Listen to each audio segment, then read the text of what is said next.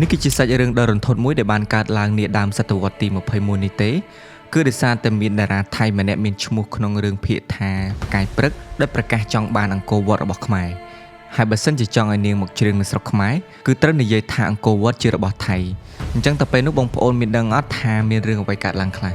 នៅក្នុងវីដេអូនេះខ្ញុំនឹងនាំអារម្មណ៍បងប្អូនទាំងអស់គ្នាទៅដឹងសាច់រឿងពិតមួយនេះតាំងតែពីឆ្នាំ2003មកម្លេះទឹកចិនសិនម៉ាក់អ៊ីមានប្រសិទ្ធភាពខ្ពស់ជួយសម្រាលទៅដល់អាការៈជំងឺឈឺសន្លាក់ខ្សោយលហិតលហើយទន់ដៃទន់ជើងបញ្ហាកេញមិនសូវលក់និងអាការៈជំងឺជាច្រើនមុខទៀតអាចរកជាវបានតាមតំណាងលក់ឬតាមរយៈ Telegram ឬតាម Page នៅខាងក្រោមវីដេអូនេះ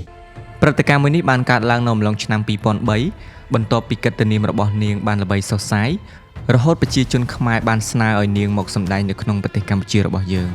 ក៏ប៉ុន្តែគួរឲ្យសោកស្ដាយបងប្អូនមានដឹងទេដោយសារតែនៅក្នុងឆ្នាំនោះស្ថានីយ៍វិទ្យុ FM 108របស់ថៃបានដកស្រង់សម្ដីរបស់នាងយកមកចុះផ្សាយថា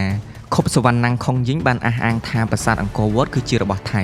ហើយបើចង់ឲ្យនាងមកសម្ដែងនៅកម្ពុជាត្រូវប្រកល់ប្រាសាទអង្គរវត្តមកឲ្យថៃវិញពេលនោះកាសែតកម្ពុជាទាំងអស់ក៏បានចុះផ្សាយពីពេញផ្ទៃប្រទេសអញ្ចឹងសូមបញ្ជាក់បងប្អូនបន្តិចទៅនៅអំឡុងឆ្នាំ2001 2003អីហ្នឹងគឺយើងមិនទាន់ពេញនិយមក្នុងការប្រើប្រាស់បណ្ដាញសង្គមអីទេគឺពេញនិយមលើការអានកាសែតទស្សនាវដ្តីនិងស្ដាប់រ៉ាឌីយ៉ូឬក៏វិទ្យុហ្នឹង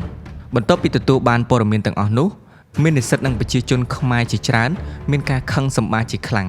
រហូតមានបងប្អូនមួយចំនួននាំគ្នាធ្វើបាតកម្មនៅមុខស្ថានទូតថៃ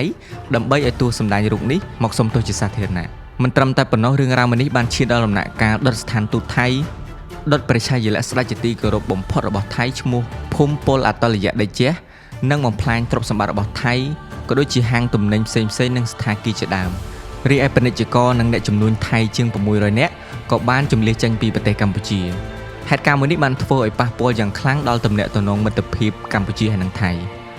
ក្នុងការធ្វើបាតកម្មនេះខាងភាគីថៃខាតបង់ទឹកប្រាក់ចំនួន$56លានអាមេរិកដោយឡែកខាងភាគីកម្ពុជាយើងត្រូវសងថ្លៃខូចខាត$6លានអាមេរិកចំពោះការដុតបំផ្លាញទូតថៃតែប៉ុណ្ណោះបន្ទាប់មកទៀតប្រទេសកម្ពុជាបានប្រកាសដាក់បំរាមបិទរឿងភាគថៃទាំងអស់មិនឲ្យមាននៅប្រទេសកម្ពុជាអស់រយៈពេល10ឆ្នាំហើយរឿងរ៉ាវមួយនេះកន្លងផុតបន្តិច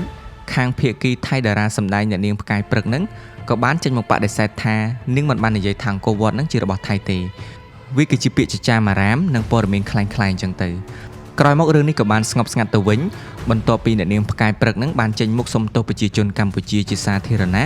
ចំពោះកំហុសឆ្គងដោយអចេតនារបស់នាងនិងមានការចុះផ្សាយដោយសារព័ត៌មានល្បីល្បាញជាច្រើនទូទាំងសកលលោកចំពោះការសុំទោសរបស់នាងផងដែរ